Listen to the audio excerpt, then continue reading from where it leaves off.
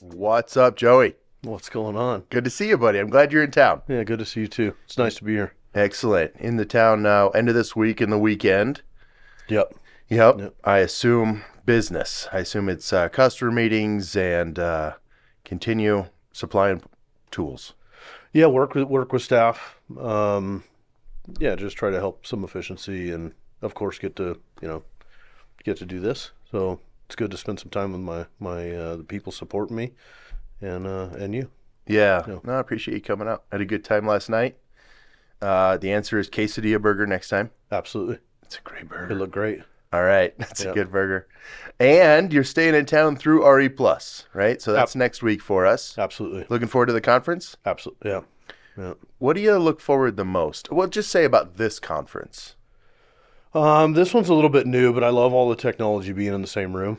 I like seeing the diversity of where people have been and where they've gone to. So some started in wind and now they're in solar, now they're in battery, and they're becoming diverse in renewables.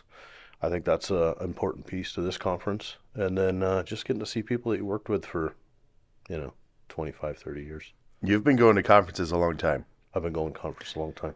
I won't even ask you how many conferences you've been to, but I'll tell you the first one was a WIA in Bakersfield in the 90s. Yeah. Bakersfield in the 90s. There was a Mitsubishi nacelle in there and a blade, and a Zond nacelle and a Vestas nacelle in there.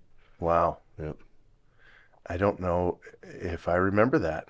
There was a V39 in there. Okay. And then, some other technology. It was really interesting. I don't think I hit one in the 90s. That might have been early 2000s for me. Yeah, this one was 90, 98 or 97, somewhere in there. Wow, that's amazing. All right, and they still get your interest, as you were saying. You get to see new technologies and what's converting and growing. Yeah, absolutely. You get to see, new companies and the new ways of thinking about how to do things, and what it's taken in terms of staff to take care of a fleet like we have today in the U.S. And then all the different things that come into growing renewables in the U.S., right? From parts to equipment to manpower, and the way the companies change over time. So, yeah. How do you see it all? Last year, RE Plus, their numbers said they brought in 40,000 people. We were in Vegas. Yep. And I'm struggling to remember the number of exhibitors, but 1,350 comes to mind. How do you see it all? It's tough. It's tough depending on the number of years of experience. I'm sure it's tough if you're new too. It's fascinating to go and see what's going on. What I try to walk the whole floor. And I start at one end, I try to go to the other. And then when I'm done, and I usually do that fairly quickly, I do some chit chat in between. I just want to get a kind of a glimpse of who's there, and if there's anything new that I need to be looking at. And then I go back and I go touch up and actually go see friends and people that I've done business with for a number of years, and actually get to spend some quality time with them. So yeah, I try and study the floor map. And right, because there's some companies and technologies it's a must. Yep. And then just to take it all in and walk. Are you going alone? This year I'm going alone. Usually I have my salesman with me. This year it's just me. No Spencer this time. No Spencer. Oh, no. Bummer. He might come down for a day pass. Okay. Yeah. Always good to see Spencer. So Ross is coming with me. He's flying in today, and he does a really good job studying that map and sort of listing it out. And I'll admit, I get into conversations, and then I'm done. And where am I? I don't know which way to go next. Absolutely. And I'm so happy. I couldn't do it alone. Ross really manages how we move through. We have learned to divide and conquer. We like to stick together because we learn from each other, because we're different people and we have a different type of conversation, and different relationships. So I'm meeting people that he knows, he's meeting people that I know, and we get to talk a little more about the foundation of our business from two different perspectives, which I think is important. Still on the same mission, of course, the same vision. and then we divide and conquer. Then we have, we have our friends, we have people we need to go see and sit down with, and there's not enough time to do that whole thing together. So we have to split up. That's pretty good. No one should leave me alone. I couldn't, if I did a divide and conquer, I still need a partner. You still need a partner. No, yeah, I'm like a dog chasing the squirrel, man. Right? Every shiny thing. That's it. I'll see some new tool. Yeah. Right. Some new robot thing, new technologies and products, that are coming out, and get way too sidetracked. Yeah. It's a lot. It is a lot. It used to be bigger though. And it was bigger when it was just wind energy. If you go back to 2000, The old AWIA? yeah, 2000, maybe it was 6, 7, 8. I feel like those were bigger conferences and harder to see the whole thing. Just more people there, right? We should look that up. I got to say, any market studies I do lately are within the last, few years and projections going forward. That would be a fun little study, though. I think so too, and I think the difference is back then it was just wind, and they were massive when it was just wind. But now it's 3 technologies, so they're big, and they could be bigger, but you're not just focused on one power, one generation type. Oh, yeah, the big 3. So you're saying wind, solar, battery. Yep. Hydrogen has been getting a lot of floor Hydrogen's space, getting a right? little Didn't they floor have the hydro race cars the kids were doing last year in the basement in Vegas? I think so, and then there was something like mobile hydrogen, products that they had some booths for. There was some interesting stuff there. Right. And then you add in residential, commercial, industrial buildings. It's not just utility, which is kind of what old AWIA was, right? It was utility scale power. That's it. Yeah. Now it's now there's a lot more to it. Yeah. Lot more residential going into it. But residential I think is slowed a little bit. So hopefully this is a little bit more. I mean, I don't mind seeing residential, but it doesn't play into my background as much as commercial utility scale. Yeah, no, of course. Yeah, I studied that when I put the solar system on my house. That was about it. Yeah. Yeah. The other thing that I've been enjoying, because now in our careers in life, I think a lot about supporting the young people that come in. Yeah. Last year, RE Plus had I don't know if it was high schools or colleges. They were doing the hydrogen race cars, remote control race cars, Yep. And then at ACP in Minneapolis, I didn't know this, but I was happy to get there early. And downstairs at the convention center, colleges and their model wind turbines. Oh yeah. And then I think there were 4 wind tunnels set up, and I mean like a 20-foot wind tunnel, 3.5, 4-foot diameter tube. Yeah. And they'd run them in there, and it wasn't just full power. It was, what was the cut-in speed? Oh, it was. Yep. What did the full power curve look like over time to collector averages? What are the top end speeds? Any way to induce turbulence? I don't know if that was one of it, but I don't know if they were doing. Did they line them up and look at wake effect? Wake effect? Yeah, that would have been good. Fill them full of smoke, see what happens. Actually, when I was standing there, one of them, I think they say liberated a blade. Oh, did it? It was quite a bang. Liberated a blade. I love it. That's the term. Yeah. When something comes off wind turbine, it was liberated. I didn't make it up. Nice, polite way. So, I'm kind of hoping to see some of that again. It's inspiring to see the young people joining in. Plus, the colleges around, so you get to go and root for hometown and things like that. For me, I think it was an instrumental piece of my career, being able to go and starting early in the career going. You don't realize how big it is and how many different pieces are involved in making it all work.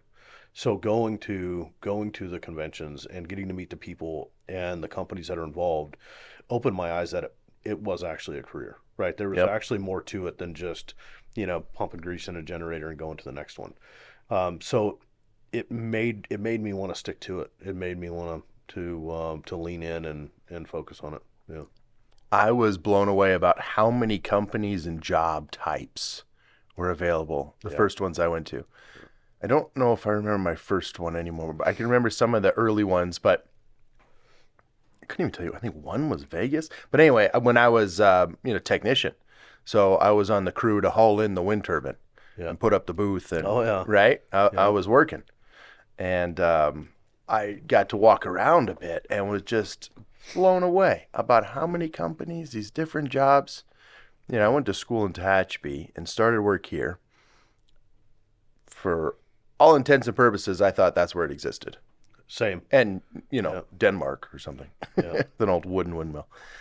But that it is quite an experience. If you can go and you're early in career, even a day pass, not too expensive, and Yeah. you get to pop in. And getting the time to go experience how vast the industry is, at least in North America, and you get some worldwide experience there too. These companies come from everywhere, so yeah, RE Plus for sure. I think it's great. Yeah, companies from all around the planet. What I like seeing is, we come from Tehachapi, right, which is really one of the birthplaces for utility scale wind in North America. Yeah. Everywhere that we travel in our career, we run into somebody that their foundation or history of career started right here, right? There's so many people across North America that started right here, and some of them moved here for it, and then moved away and continued their journey in renewables that way. Yeah. But I like that piece of it. Started here or have visited. Or Well, if they if you- haven't visited, they tell me, I can't believe I've never been attached. Yeah, Right? It's right. the other way around. Yeah, Yeah. Yeah. Gio, when he was out here, he kind of had that story. he had never been here. He had built sites in Palm Springs, and he, I think, been to the Altamont Pass area, but never Tehachapi. So we had a great time. Drove Willow Springs, Oh yeah, and it's like a history drive. It is a because history drive. you get to see the old turbines. And, he was asking how many jobs do you think there are in the Tehachapi area? And I couldn't come up with an answer. I don't have a good answer, and I think you can consider it Tehachapi area, but I think how much has grown over the last 10 or 15 years. It's now, Lancaster and Roseman and Mojave. It's brought a lot more people into the industry. It's very visible from that side where it wasn't before, right, when we started. And they're great jobs. And they're great jobs. Yeah. It's good money, It is. It's fantastic. And career opportunity and growth. career opportunity growth. Yeah. If you're a leader and you're ambitious and you have energy and you want to go do it, you can move up fast. Oh, Yeah. yeah, no. Opportunities for leaders, opportunities for the technical jobs too, Yeah. and grow in your space technically and becoming a subject matter expert in, pick your field. And how many guys started with just this experience, but went on to work in somebody's engineering department, R&D, or somewhere else without having a college degree? They were just a mechanic in the field working. Oh, yeah. Yeah, lots Oh, of yeah. them. Yeah. No, I started right out of high school. Yep. Right out of And high one of school. the best R&D guys I ever worked with, he military experience and worked his way up and was R&D at Vestas. Yeah. Great guy. Yeah. Very cool. Good lessons from that guy. He's one of my favorite I've ever worked with. Oh, okay. Yeah. Yeah. He made me learn. He made me learn from my mistakes. So he let me make the decision at 20 years old. He let me make the decision. It was a critical decision. I'm working on somebody else's power plant. But he told me if you make the decision and you make it wrong, you have to own the consequences. And so I made decisions and I failed, and he made me own them. I had to call the customer and apologize, and I had to go meet with him face to face and let him know that was my decision to do what I did, and that I would be back there to take care of it in a couple of days. That's a good way to learn real fast. That's a good way to learn real fast. Real fast. Yeah. That sounds like a special mentor. Clearly wouldn't let you do anything unsafe. No, But to give But you I that was the- authority and to grow that way, it's sometimes tough to find those mentors in life. it is tough to find guys that'll let you do that, right? He let guys branch out and do what they needed to do. At that time, I was what was considered kind of the expert in that repair going on in North America for that platform. So I was teaching a lot of people and going out and doing some maybe higher visibility jobs for customers of that. Okay. So I was flown out there just to do that, and he let me make that decision. But he basically told me in the conversation, "You're going to fail," and I'm letting you know. I wanted to go home. So I was there to get the job done and go home. So faster I started, faster I went. That wasn't the case. I ended up being there like 7 or 8 days longer than I thought. So, Sure. but it was a good experience. That's fantastic. Okay, so I want to ask you now, and maybe the answer is the same, but what's the best advice a mentor ever gave you? Ooh.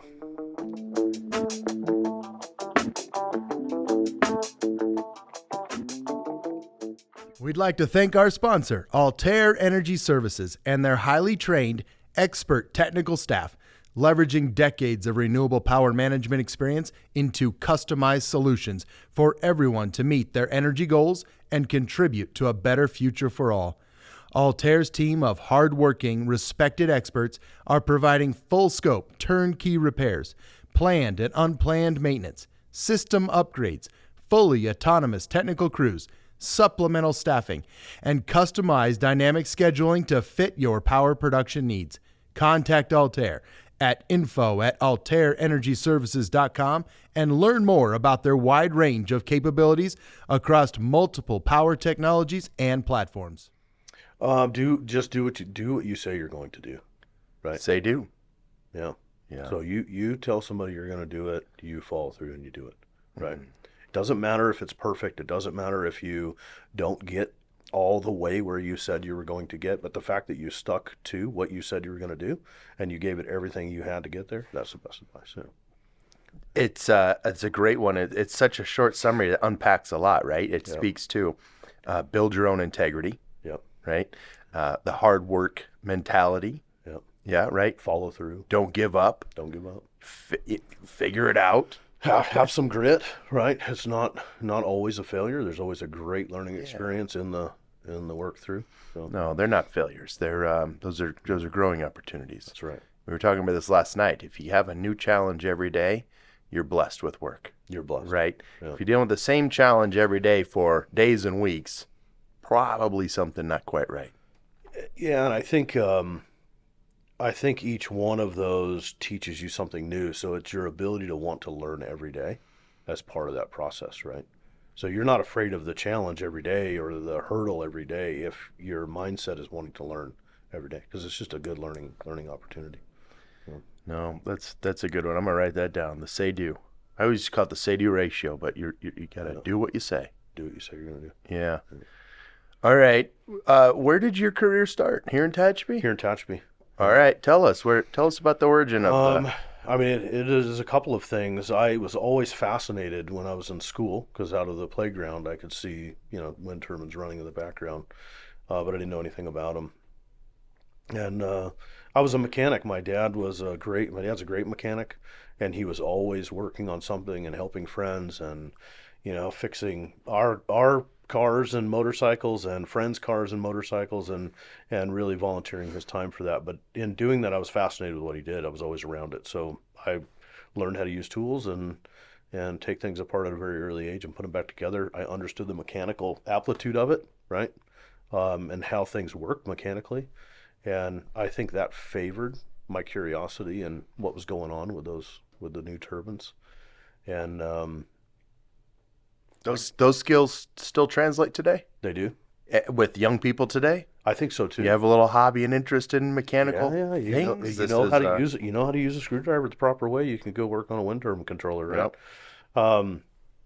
And the second to that is my girlfriend was here. Oh, And I had opportunity to go work all over the country and do other things. I had family, that were in construction trades and things like that. But I wanted to be here for her.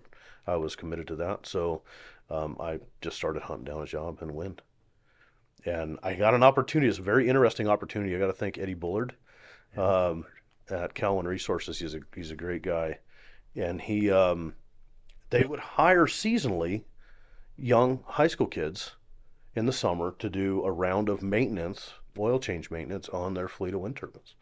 And out of that, they would select 2 teams, so 4 guys, and you worked for the 3-month period that they had scheduled, and the best guy got the job. And I didn't have any other opportunities. I'd been climbing wind turbines and going on the weekends with friends, and I had a guy mentor teaching me how to go up and down wind turbines and use all the gear, right? And I'll mention Brian Dobbins kind of patted me on the back through that and took me out with him on the weekends to climb wind turbines so I could get experience. And just a great mentor and teaching me kind of what they were all about. So that when I interviewed, I knew what I was getting into. And I went to work. I got hired for no money. yeah. I think it was under $6 an hour, or under $7 an hour to go change oil all summer. And I ended up with that spot.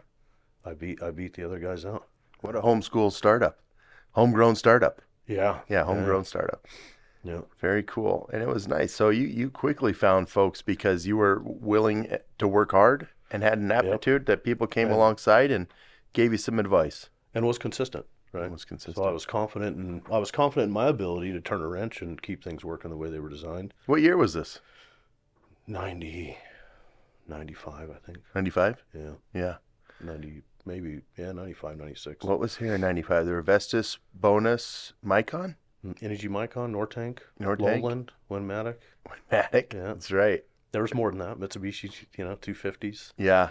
Um, What was the egg beater vertical one? Winds, Flowwind was here at Yeah. that time still. Yeah. Which one was the vertical? That was Flowwind. That was Flowwind. Yeah. Darius, Yeah. vertical axis or Darius machine. That's right. Yeah. Still one standing today. Here? No, there's one standing in outside of Ellensburg, Washington. It's the only one I know of. It It's doesn't. still the metal structure? Well, that was aluminum blade. Okay. Yeah, Darius machine. There's still one up there, and I hope it stays there. Somebody Yeah. should actually put it in a museum along with some other technology. Yeah. I don't know of a wind turbine museum. There's a little one in Palm Springs, and I think where that turbine is in Ellensburg is somewhat of a museum. There's two other turbines there with it. I think there's a Vestas and a Nortank there with it. They don't run; they're just standing.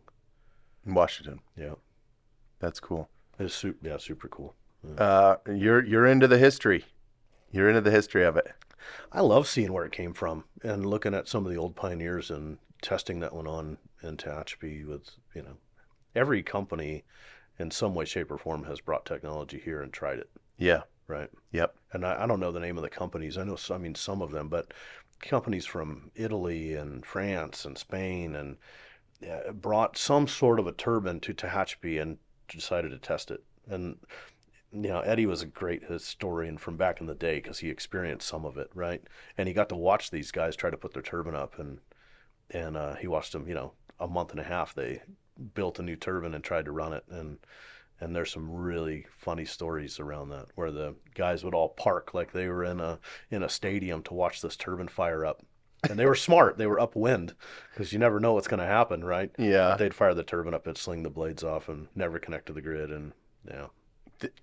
These were small ones. These were like blades you and I could carry together. I mean, maybe 10 meter, 9 meter Yeah. type of rotor, something like that. Yeah. Yeah. 9-meter, 10-meter rotor. Wood or fabric in some cases. Yeah. Mm-hmm. Yeah, pretty interesting. I've heard stories about some of the original design engineers. They'd take blades and strap them on the front of the truck and go for a drive because it wasn't like a wind tunnel around, right? So, Oh, yeah. So testing the aerodynamics and how it was going to push Yeah. and pull, and if you could come up with some gauges on it, you collect a little data on the movement.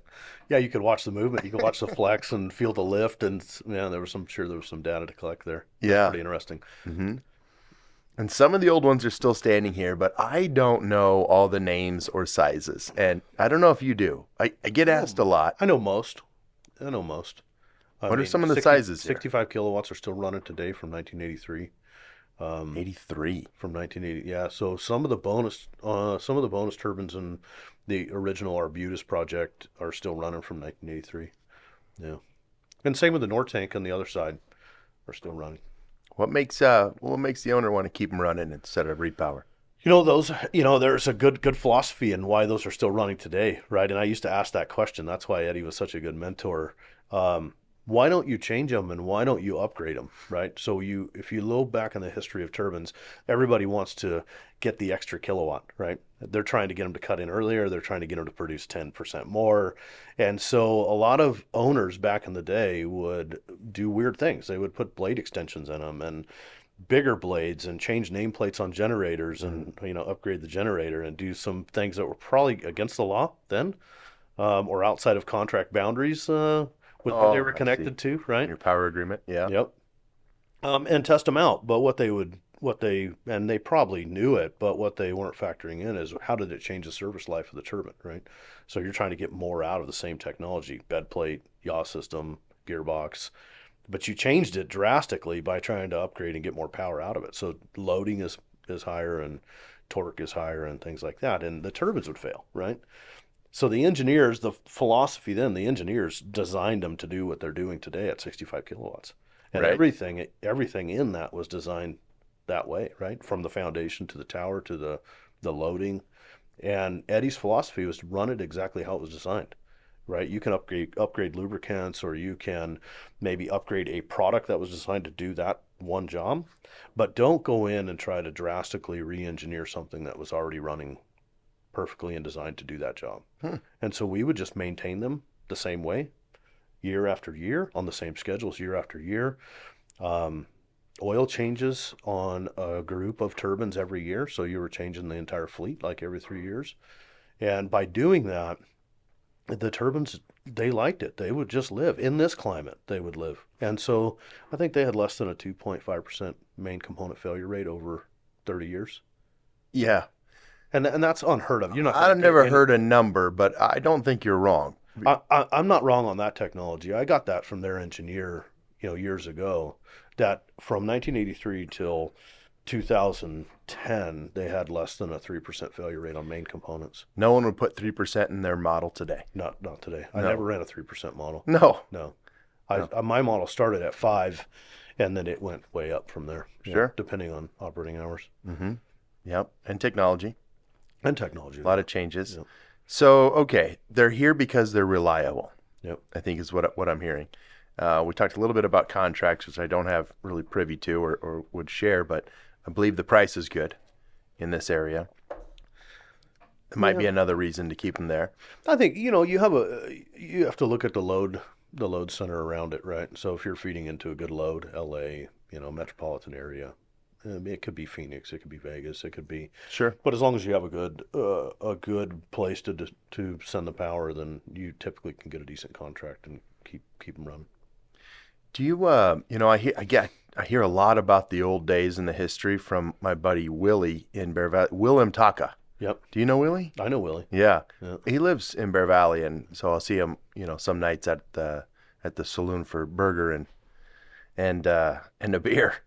He still has, I don't know how many now, but they're 50 kilowatt Taka machines on the ground. At his house. No, I know they're over here in the desert. Okay. Yeah, and he says they're still good. Nothing's wrong with them. It just whatever the site was repowered, and they're sitting there and available. And he says we could put them somewhere. They'll run. Yeah, and I think most of what's been taken down would have ran, right? And a lot And of those would have been companies- early 80s. Yeah, and lots of people took them out and shipped them to other countries, and they refurbished them and put them back up and run them. They're still a great energy producer. Yeah. I also saw a market a while ago where they were taking the old ones and putting them on, call it industrial use, maybe agriculture, some factories. Water offset. pumping systems, water heating systems for remote communities, things like that. I think that's a good decision. If That's great. they're really that reliable, Yeah. it's going to be a good price. It's used. Yeah, No, it's they still run. Take little maintenance, low overhead. yeah. The only problem with them is hard to get parts for some of the products, right? So if you're using the original control systems, getting parts is going to be pretty impossible. Yeah. But there's upgrades available. There's new control systems available. There are so many Yeah. new control systems available. They're That's probably better, probably more digital stuff that would be even better, right? Oh, sure. Yeah. No, the whole cabinet, might be the size of your family car is now on one board. On one board, and Yeah. it probably has Wi-Fi capability, so you have your own internal SCADA on a cell phone. I mean, you could do all kinds of crazy Don't have to stuff. drive in. You don't Yeah. have to drive in, yeah. You That don't have is, to wiggle the plugs to get them to run anymore, right? that was like my first troubleshooting step ever. You unplug it, plug it back Wait, in. Did you reseat it? Yeah, just reboot it. Yeah, okay. The company's popping up making aftermarket controllers and boards and accessory controllers and things like that. Blown away. And I've met some great companies out there. Yeah, there's so much technology now that really would advance the small turbine. I still think there's a market for a good, reliable industrial small wind turbine. And you don't see any of the big manufacturers making them. I'm sure they've done the cost models. It doesn't make sense. Low production is tough. But there could be a combination of a residential to industrial application for 100 kilowatts. That would make sense. And this technology that's still running here on the utility scale would be what I would look for in engineering if I was going to do that product. No, I agree. There could be still a home for them. And clearly they're working well. Still So many still running here in Tehachapi. And high capacity factor off out of a little turbine, which is pretty What large. I don't really know. I don't know that I have a number, but I do think it's in the I don't know. I would estimate high 30s. Yeah, that would be high. Yeah. So you've seen a ton, and it grows into the new technology is now chasing that capacity factor. It's chasing more power at lower wind speeds, Yep. right? Yeah. So Early cut in. Big early rotor. cut in, Yeah. huge rotor. Huge. So the larger the diameter, the lower the wind speed to start it to spin. Yeah, and you're starting to see projects, creep into Mississippi. I think they just built one somewhere in Upper Mississippi. Really? Yeah. Wind? Yep. I heard about a big battery project. There's lots of those there too, but there's a new wind project, and it'll be the furthest southeast project running today, and it's a good area. I've looked at the area. I've looked at the wind in the area. It'll be a good project for a big rotor. Yeah. For a big And it'll rotor. probably last forever. I mean, it's not going to be turbulent. It doesn't have mountains. It'll be a good project. Because the wind is more stable. A little stable. Yeah, lineal, right? It's moving straight.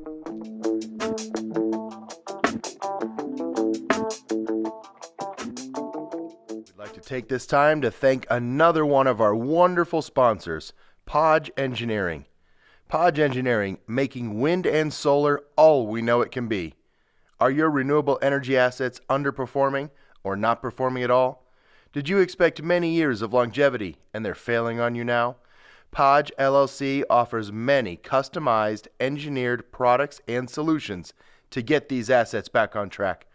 Podge Engineering also performs root cause analysis, engineering services, procurement, and construction. Visit podge.org. That's PADGE.org. Remember Podge, making wind and solar all we know it can be. That's a big difference from the Tehachapi Pass. Yeah, and that's why Tehachapi is such a good test platform for so many companies, right? It was a test area for Vestas and for Nortank and for other companies because it was turbulent, it was cold, it was hot, it had all the dynamics that were needed, right? Yeah. And good Here in Palm Springs. Yeah, good wind speed. Good wind speed. Good wind speed. Right. And you have shear, you have turbulence. I think Tehachapi is a better suited place for testing than Palm Springs. Why is that? It's more turbulent. It has true four seasons where it's, you're in freezing temperatures down to 0, 100-degree temperatures in the desert, and super turbulent, right? That wind's being compressed from a long ways out and then releasing as it gets over the pass. So, oh, interesting. So you started here in Tehachapi. You had a great start. We got into the history a little bit, but what was next in your career? I just moved. I moved around. I moved up. I knew that I was working on 65 kilowatt turbines, and I was watching them put up big turbines. And being a mechanic, I enjoyed what I was doing. I'd already got into a little bit of a leadership position there after 4 years. And I wanted to go and see what that new technology was like. And it's kind of an interesting story. My neighbor was working for one of the new companies, one of the big companies that were putting turbines in. And he slid a Burger King application under my door. We were neighbors, and asked me to fill it out. And he needed a technician, and so I did. And I thought he was joking, so I kind of put an hourly number in there that didn't make sense at the time, and I got the job. Yeah, and I started like maybe 2 weeks later. Wow. No interview. On a Burger King application. On a Burger King Why? application. Because it was a blank generic. That's all I guess that's all he had. They were growing and they didn't have he probably had something else, but he just slid that under my door, and I'm like, well, I'm not going to work at Burger King. He goes, it's not. He wrote the company name on the top of it. I Crossed out Burger King? He crossed out Burger King, yeah. Yeah. And so I filled it out, went to work, and I was there 6 years, I think, 5.5 years. Well, all right. Burger King application. You got what you're asking for, so I guess you can't have it your way. I can have it my way. All right. Very good. Good. No, it was good. Yeah, you got to have a dad joke once in a while. Okay, so was that local, or did you have to leave town? Well, it was local. It started local, and it was great. I went back, kind of, had to go a little bit backwards and start as a technician, learning new technology, and I just worked my way up and stuck with it, and did the things I knew how to do, and I started grabbing a hold of more responsibility that was more nationwide activity, and teaching guys how to do retrofits. It was a great turbine that was being put in the ground, and So I would travel around the country and teach guys how to work on it and do critical repairs. So I was really, really good at critical up tower repairs, Okay. building tooling to take care of those repairs, right? Things that were needed to pull bearings and generators and gearboxes. And I flew around the country doing that for probably 3.5 years. Okay. So from maintenance, troubleshooting, repairs, retrofits, Repairs, and then retrofit. critical repairs. Heavy, a little bit of heavy repair, gearbox, rotor drops, things like that, but more internal gearbox, internal generator. I traveled around doing a lot of that. That's really specialty work. There was back then it was different. I mean, now I think. I mean, I don't know. I haven't been in the field in quite some time, but we didn't have any documentation on that, No. and there wasn't a tool list from an engineer. It was new technology, so we would actually go up the tower and design the tool, go back down and manufacture it, go back up, test it, and then do the repair, bring it all back, and build a toolkit to go take care of it. Yep. Yeah. Yeah. So we would do that start to finish, and I would, a good example, I flew into New York and worked on a new turbine. There was only like 12 of them in the U.S., and I got met in New York by some German guys, and we went up and designed all the tooling, and then had it manufactured, went and found a place to manufacture it, brought it all back up, and then we did the job, and we traveled around the U.S. doing that job. Okay. Well, certainly designing tooling Yeah. in your career leads into where you're at today. So we'll come back there though. But then what happened next after? So you became sort of a subject matter expert in the critical repairs, and Yeah, and I got into tools and calibration and traveling around doing some of that, and took some time away from traveling, getting out of the field. And then industry dynamics. I guess I still didn't look at it as a long-term career. I had more ambition to go do other things, so I actually left for a little while, and then my phone started ringing. The industry started going again, and my phone started ringing from guys that I worked with across the country that there were other positions that needed to be filled. They needed help with, so I took a job at another manufacturer. okay, another manufacturer. You're still living in Tehachapi at this point? No, I was living on the Central Coast. Oh, okay. But I took a job in Philly and moved there for a little while. Oh, yeah. Yeah, and then Okay. transferred to the Midwest and worked there for 3 years. It Was good. that was Iowa time then? Illinois, Illinois, okay. Missouri? Yeah. Yeah. Okay. And then what were you doing there? Was that site management at this point, or? It was a couple of things. I actually did heavy corrective startup and built the crews for heavy corrective with all the tooling and some logistics plans for how to move stuff around and at least got the guys equipped with what they needed, and then we sent them out to the regional managers to go to work, right? Mm-hmm. And then when I transferred to the Midwest, I worked for Matt Pimentel, another great mentor, and I went out and worked on projects that were probably underperforming, and tried to figure out why they were underperforming and make some changes to get them running.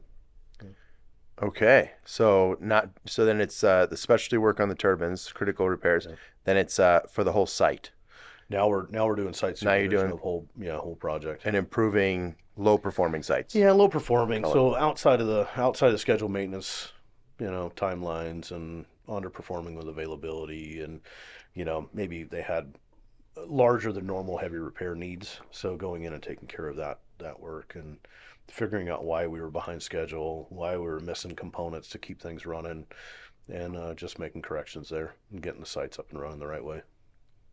Still in Iowa? Illinois for a couple, and then into Iowa for some new projects that we're getting ready to fire up. Okay. So I transitioned out of that into a new project, go in during construction and get prepared to take it into operation and maintenance. And I did that for a few projects as well. So, That's a tough job. yeah, but that was probably one of the better jobs. One of the ones I enjoyed the most was going in and actually from the ground up getting the thing running, right? Kind of setting what you're getting ready to do for the company. You were there the whole time. There the whole time, bring the parts in, bring the equipment in, start bringing people in, and try to hit your numbers right out of the gate, right? That was the goal for me, was I wanted to hit numbers right out of the gate. I wanted good availability. I wanted good schedules, things I like bet you had an old slogan for that. that. Yeah, just do what you say you're going to do, right? Was that it? I don't know. We always had this 98 out the gate. That's a good Right? A little slogan. rhyme. Yeah. 98 out the gate. That's pretty good. Or out the gate at 98, something like that. That's pretty good. Yeah. Okay. What came next? I went to work for. I wanted a shift. I was trying to settle. I was trying to settle down. I was moving around the Midwest a lot, and so moving around for 4 years, but project to project to project, and doing all the various things. It was great. It was a good experience. Probably got me to where I am today. But I wanted to settle down. I wanted to go to work for somebody where I was going to be there for some time, and so I took a job in Montana for an owner operator. Brand new turbines going in the ground, and I got to start the whole project from ground up. That sounds exciting. Yeah, it was good. I had a lot of fun doing it. Yeah, I remember when you were in Montana. Yeah. All right. So now you're running sites, and you're a little bit settled. Yeah, settled. Yep. Yeah, there for a long time. That always plays nice with a family. Yep. I went through, like, when the kids are young, Dad wants to be home more, not travel so much like we always Yeah, I do. wanted And to- it gives that opportunity. And I had kids, so moving around was getting to be tough. I missed my kids. I missed my wife. I wasn't getting enough time at home. And I wanted to bring all that back together. My goal is to get that back under one roof. Yeah. Yeah. All right. What came after? That was Montana. That was Montana. Okay. And then you came back to Tehachapi?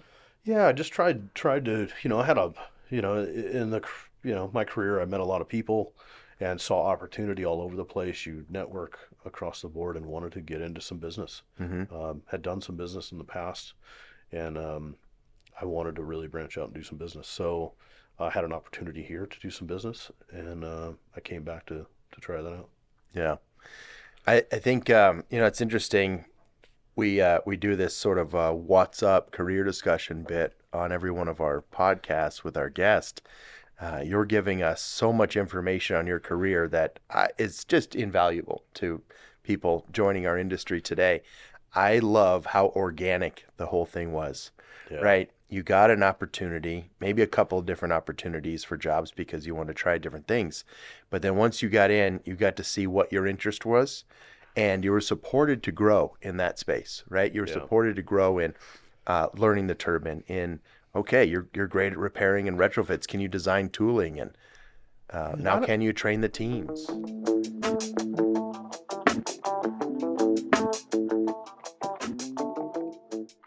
Let's thank our friends over at Renew Safety, your proactive partner in safety solutions. With comprehensive safety consulting, ensuring compliance with all safety regulations and standards. Expert staffing solutions, providing trained safety professionals tailored to your project's needs. Commitment to sustainability, promoting a safe and sustainable working environment. Contact Renew Safety at info@renewsafety.com and speak to one of their industry experts about their proven track record for safety management on numerous projects. Or perhaps you're looking for construction, safety staffing, contractor monitoring, incident investigation, or program development and training. Check out Renew Safety at renewsafety.com. And I don't think that's much different today. No. I think that anybody that shows a little bit of leadership and good work ethic and the ability to want to learn what they're doing, and learn more about what's going into it. It's not just about doing a maintenance on a turbine. There's business going into it. That maintenance that they're doing is pre-planned and budgeted for the next 20 years, 25 years. So understanding those dynamics and wanting to learn about that really can elevate somebody's career, and it can do it organically. They don't have to have a bunch of schooling. They don't have to have. This is a great industry to go into and become a leader and utilize your knowledge and skills and your work ethic to move up and move into a good position. Yeah, well, and my story's very similar. But what we've been saying is some of the time you don't know what other job opportunities and career paths are available until you start your first one. That's right. Right? One company, one job. It sometimes doesn't even matter what it is. Yeah. Get any job to get started. And then once you're inside, you get to all of a sudden be introduced to other people doing different things. And you might have an interest in, being an engineer someday and getting your training. You might have an interest in safety. Yeah. You know? And I think what's interesting is you can do a lot with the career. And once you get in and you see everything that's available, nothing's keeping you from going to school online and advancing your career that way as well. So, yeah. No, there's opportunity. There's technical institutes all over the place. Yeah. There is online training. And it's an industry that's still hungry for good people. It's still wanting good people. Yeah. So, No, the online education is nice. I often say I had to walk to the public library after work that's right. and go Right. read my AC theory book. That's funny. Yeah. No. Your Fluke's ugly or your ugly's electrical. Yeah. Yeah. theory book, There right? were a few back then. Yep. Yep. No. Yeah. So you go to the conference because you get to see more, right, and learn and see the opportunity.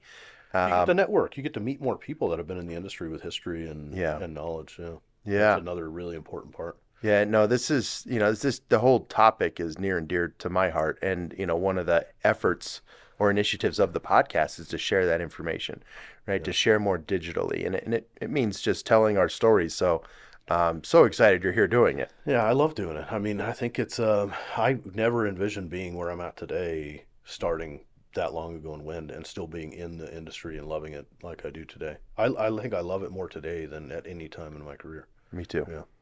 Yeah. Yeah, same. Yeah, I think I can't think of a bad story. Everyone I know has done great in this industry. I think so too. Yeah. I don't have a bad story. There's just opportunity everywhere. As long as for anybody that wants to go get it, there's opportunity all over the place. Yeah. Yeah. Yeah. Okay, so clearly building customized tools in your early days for Yeah. critical repairs must have played somehow into the launch of ETI. Yeah, and I mean, you have a passion there. I do. I love the industry. I've said that. And I don't necessarily want to go manage a project anymore. Not to say I couldn't do it. And I did it when we launched ETI. I just didn't want to go travel anymore. I wanted to I still wanted to be involved in the industry. I still wanted to go meet people. I still wanted to go support what was going on, and ETI was a great avenue to do that. So I still get to go meet technicians. I get to go and sometimes see projects and talk to them about how they're operating, and maybe understand some of the hurdles that they're challenged with. What are the issues they're dealing with, and is there a way for us to help them with that? That's a valuable piece to me. That's I love that because it's the passion story, right? So not only is it launching a business, which is not easy, but it's focused on an area where you are an expert, Yeah. but you're saying it gives to you It gives to me. It's because valuable you get to me. continue to meet That's people right. and new. I get to see what's going on. I get to see what they're doing. I get to see, the heavy repair trends that are going on, the maintenance that's going on, new technology that's out there. What are we using for equipment to take care of it? What type of personnel is needed? All of that is very important. So, Oh, that's fantastic. All right, when did you launch ETI? 2018. 2018. But Okay. really, I think it started around 2015, 2016 in my head. Yeah. Oh, Yeah. so when you started planning and Yeah, and I had some people I helped in tooling early on, and helped give them some inside information on what tools are required, how to put a package together for it. And I stayed friends with that person. He helped me tool up all my projects throughout the Midwest. Just a great mentor, really good guy. And so, I called him and talked to him and said, hey, here's what I want to do. I want to support projects. I want to support them with a different way. I want to support them with knowledge about what's going on in the wind turbine. Understanding what the technicians are going through every day, I think, is a valuable piece to being able to get them equipment that's going to last, right? Makes sense.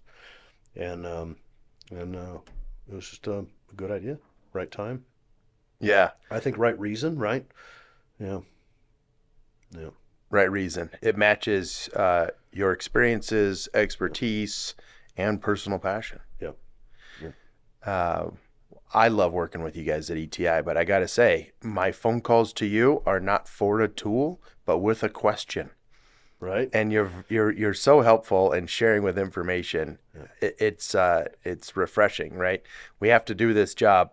Don't know what tools we need, and Yeah, you and know, I love you that. and your team know. We typically know. We all have experience, all the way down to the ladies in our office. I mean, 25, 30 years in wind. They've been there. They've been on the billing side of things. They've been on the personnel side of things, and they know what the technology is. So you can ask them questions, and we have that experience coming from solar construction, wind operation, wind technology. And then my experience plays into that as well. And our goal is to continue to add to that experience. So as we add salesmen, we're going to add real field experience with our sales team. We want people that can go out and relate to you and know what you're going through to help you, so get the supplies that you need to operate. Sounds like you probably needed to be a technician at some point. I'm hoping I'm hoping they've been technician in the field. Yeah. That's the goal. Yep. Yep. Yeah. Very similar goal. Yeah. It makes sense. Just for that, even you said, folks that might have worked HQ jobs, they speak the lingo. They still, and Right? they typically know what's going on, right? They do. Yeah. They do, and they can understand the urgency. Yep. When it's important. And I think that's a little bit of what separates us from others is I know your business, right? I know how your business operates, and knowing that is really important for how I can support you, right? How can I get you what you need so you can go out and be successful in your business? And part of what we're doing in our core values is to understand our customers, be able to relate to them, and get them what they need so they can be successful in their operation. So, and that's from a subcontractor point, Right. all the way through an operation, owner operator to an OEM, right? The tools change a little bit between those functions. They do, and between technology, right? And sort of the requirements, company-based requirements too, right? That's going to change a little bit, but we understand that and know it. We're flexible and nimble, and we're able to make those shifts. Yeah. I have been blown away. I don't understand tools the way you do, and I've been way out of the field way too many years. But that we've had several conversations where we order some tools, and you'll call and go, "What are you doing?" Yeah. "What are you doing?" I'm ordering tools from you. He goes, "What do you need them for?" And we tell him the job. He goes, "That's not what you need." No. You tell your customer no, right? And it's refreshing because then I'm a little frustrated. Well, what do you mean no? Somebody gave me the list. That's the list, and you correct it. Yeah. And a lot of times, save me money. We're trying to. So we don't want to send anything in the field that's not going to benefit your business. Yeah. So if I put something in a tool bag and it's not doing what it needs to do for you, it doesn't belong in your tool bag anymore. And so our goal is not to just sell high volumes of tools because we want to do that. We want to make sure you get what you need to go do that job efficiently and effectively. And we want to do it seamless for you, right? We want to make it easy. So Yeah. And but helping with that knowledge sharing, I think that's awesome. yeah, and we do that across the board for lots of people, especially companies that are firing up a new power plant and they need to get everything going as they get ready to transition from construction to operation. We have that ability to go in and say, all right, here's the technology, here's what you need, here's the required equipment for safety, here's the required equipment for PPE, same with torque equipment and tooling, and we can work alongside them almost like a consulting basis to say this is the right equipment for the long haul if you're going to operate this power plant. Then here's what you need if you're under contract and you just want to have a backup set, right? So a lot of times they'll fire up the power plant, we're in a contract for a couple of years, they should still have backup equipment on the project in case something happens. They at least have a little bit of equipment to go support their project. Right. Interesting. Yeah. So it's not just the primary, but also sort of the spares. Yeah. And this based on, I assume, the life of the tool. You understand the tool life and. It depends. The tool life depends on who's at the. Yeah, you can break a hammer if you really needed to, right? So it depends on who's using the equipment. Yeah, fair. But I was just thinking, you've told me a couple of times, not this one. You want the other brand for this job, or you're sort of choosy based on the work being performed. Some of it is safety based, right? So if it's not good quality and somebody could get hurt, bust a knuckle, break a finger, whatever the case may be, we don't want to put that in the field. So we work hard not to supply equipment that's going to get anybody hurt, and we want it to. You're spending money, and in your case as an ISP, you are going to use that equipment to make money for how many years, right? So we want to make sure we get you a piece that's going to make you money. So yeah.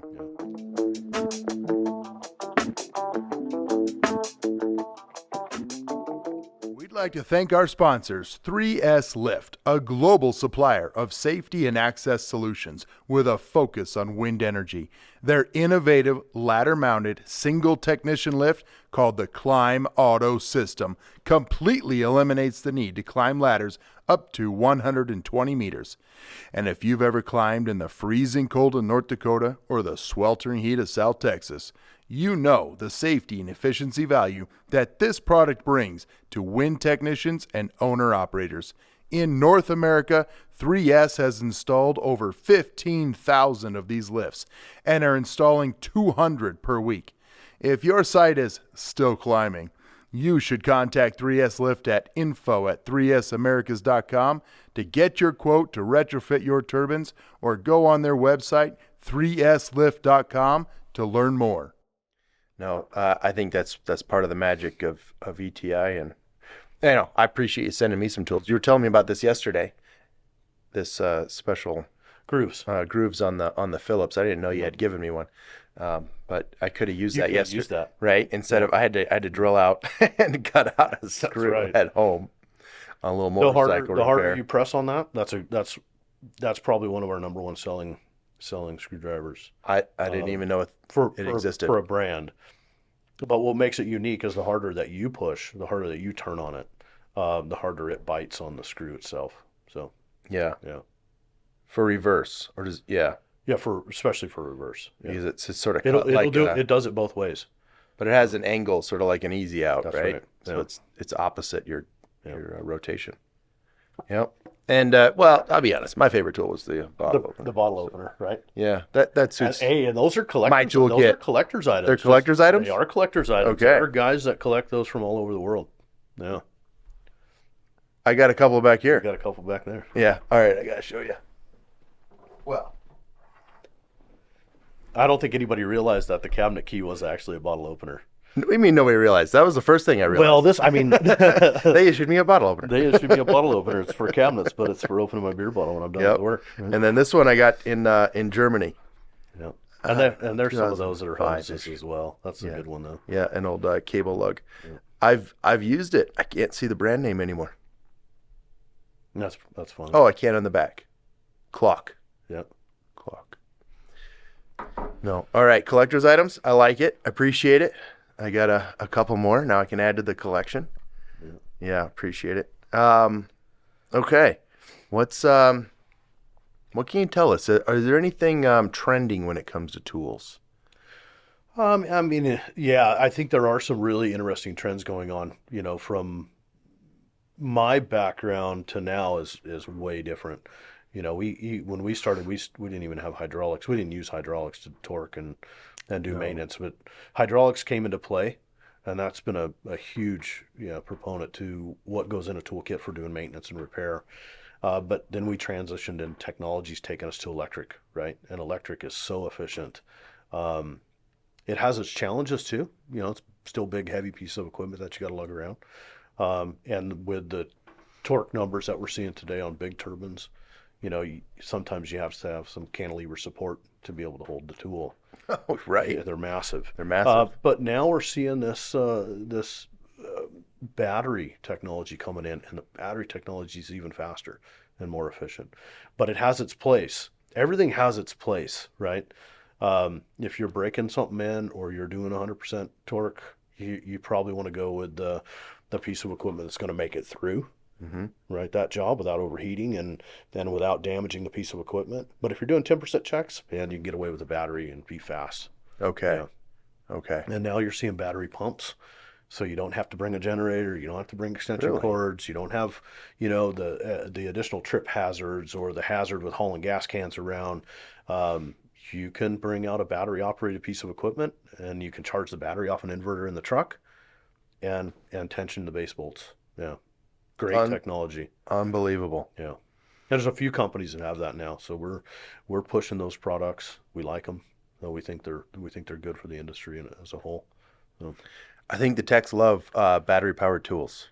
I know they do. Yeah, we get a lot of requests for those as we buy the bigger things, and I'm amazed that it exists. I mean, somebody asked for it. It sounds made up sometimes. Sometimes, right? But is that a thing? Does it exist?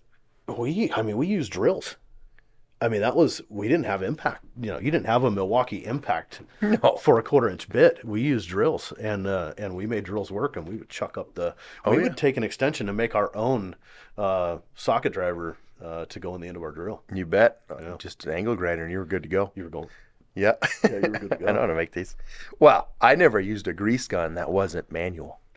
I never had a powered grease I gun. don't remember having a powered grease gun, and who knows how many grease pumps I've put in turbines over the years. Oh, yeah. Yeah, Yeah. 400 grams here and 400 grams Yeah. there. No, now they're battery powered. Now they're battery powered. Yeah.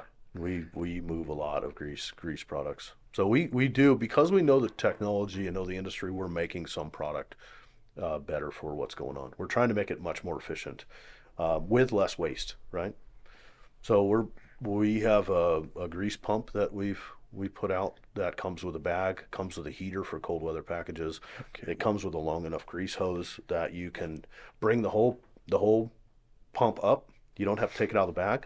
You plug the pump in, you plug the heater in, and you can move throughout the nacelle and grease what you need to grease. And the gram counter's at the end of the nozzle. So where we see it helps, and we've done some numbers on it, is you're not wasting time changing tubes. You're not wasting time going in and out of your warehouse to check out that many tubes of grease every day. Mm-hmm. Your bucket should be good for multiple turbines, and it can be signed out for multiple turbines. And the company that's buying that consumable product can buy in bulk. They can buy 5-gallon buckets, right? They don't have to buy tubes. And when they do that, you're saving time, and you're saving time with technicians and labor. You're saving time with waste and trash, having to go into your trash cans. And the techs are much more efficient just being able to move around with that pump. So we see some benefits in that. Clearly. Yeah. Yeah. I never even thought about the heater or the gram counter. Which makes sense. We actually robbed the heater from another agriculture space to heat those buckets so that we can, Montana, Wyoming, North, South Dakota, where you can at least heat it when it's in the shop before you leave, and then plug it back in and heat it when it's up the turbine. Mm-hmm. Keep grease moving. You know how I used to heat them, right? No. Oh yeah, buddy. They sat on the dash. Right, tubes. The tubes. Silicone. Driving. Yep. And then before you get out of the truck, you stuff them inside your jacket. That's you right. Go climb. That's right. You You send your insulate body them to to bring them up. Keep the grease from Yeah. thickening up, or else you got real tired of doing this. That's right. Well, yeah, and now you don't have to do that, so I guess it's not as bad. But still, your machine wants to run efficiently, and you want that grease to move and distribute correctly, yeah, which is a big deal. Yeah. Right? When to actuate the bearing, when not to. That's right. Right? Yeah. Okay. All right. You're clearly the expert on tools. I think it makes sense that ETI was born and doing well. We're doing great. We like where we're at. We like how we're supporting, and I think that's the biggest piece for us is where are we supporting it the right way. So where are we helping companies make money? Where are we helping technicians' lives easier every day, right? Are we doing that, and are we successful at that? And there's a number of things that are involved in that, right? Making sure they have that right equipment to do the job, getting it to that project when they need it, and making sure that we can stand behind it and keep the companies working. Yeah. I can always tell when I'm dealing with a good partner, let's just say, or alignment with a person in a company, when they talk more about the work that's being done, the why, the how, versus just coming. I mean, you're not just showing up selling tools, right? You're asking all these questions about what are you doing, when do you do it, how often, and then you get to apply your expertise and make the right recommendation for the tool, the toolkit, and the application. Yeah, that's how you know you're dealing with a good company. And I think that's across the board with our staff. We love hearing about the new project. We love hearing about the new technology and what the teams are faced with that are working on it. What kind of training's involved in it? New safety products to support the people. That's important for us too. So we love the industry. We love the techs. We love where it's going. It shows. Yeah, it shows. Well, maybe a final question or two, but what's exciting you the most about renewable energy today? I love the diversity between the different technologies working together. So I've always thought, I love renewables, and I love thinking about the potential for projects in different locations, the development side of it, and the business application, right, for how to put that together. How do you build a new project, right, and where does it make sense? But now I've always thought that you needed to increase the capacity factor to really make it viable, right? And I think these three technologies that are working together make that happen, right? So you change the dynamic of a wind energy power plant and the capacity factor by adding solar. You do it again by adding battery, right? So now you can run more, you can produce more energy at the same location with the same resources, right? Wind and sun and storage. No, I like it too. And it's causing lots of people in different companies to work together to solve that. Taking, career-long guys out of wind and moving them into solar, moving them into battery, and bringing that experience over there to teach them how to operate and how do they all work together. I think it's pretty awesome to see. All right. Well, that's certainly a wonderful thing to be excited about. Joe, you've shared so much about your personal story and expertise and experience. Can't thank you enough for that. What advice might you give someone considering joining this industry? I think that to me, it still boils down to the right tools, right? You gotta have a willingness to learn and to do the right thing, and you gotta have a good attitude when you show up every day. It may not be a good day, you may have challenges throughout the day, but your attitude will determine the outcome of that day. For sure. Yeah. And those are the things that every person can control. That's all in there. That's all controllable, right? Yeah. Yeah. That's great advice. All right. Yeah. Willingness to learn and work, a great attitude. Yep. You probably got to throw in, do what you say. Do what you say you're going to do. Yeah. Yeah. That sharpens the individual's integrity, doesn't it? Yeah, I think so. Yeah. I think it's a value. I think it's really valuable. Yeah.